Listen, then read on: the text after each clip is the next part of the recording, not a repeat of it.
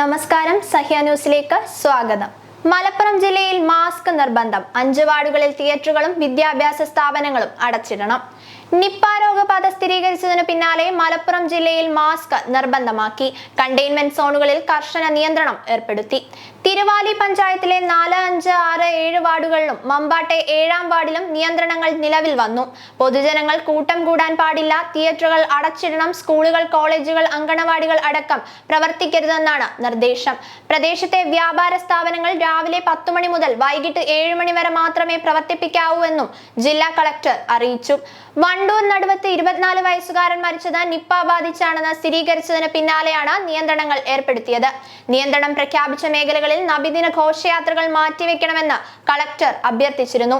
സംസ്ഥാനത്ത് 6-ാം തവണ നിപ്പ സ്ഥിരീകരിച്ചതിനു പിന്നാലെ രോഗം പടരാതിരിക്കാൻ ജാഗ്രതാ നിർദ്ദേശം നൽകിയിരിക്കുകയാണ് ആരോഗ്യവകുപ്പ്.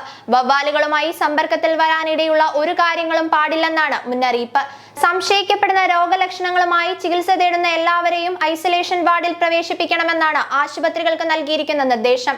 അടിക്കടി രോഗബാധയുണ്ടാകുമ്പോഴും വവ്വാലുകളിൽ നിന്നും മനുഷ്യരിലേക്ക് രോഗം പകരുന്നത് എങ്ങനെയെന്ന് കണ്ടുപിടിക്കപ്പെട്ടിട്ടില്ല.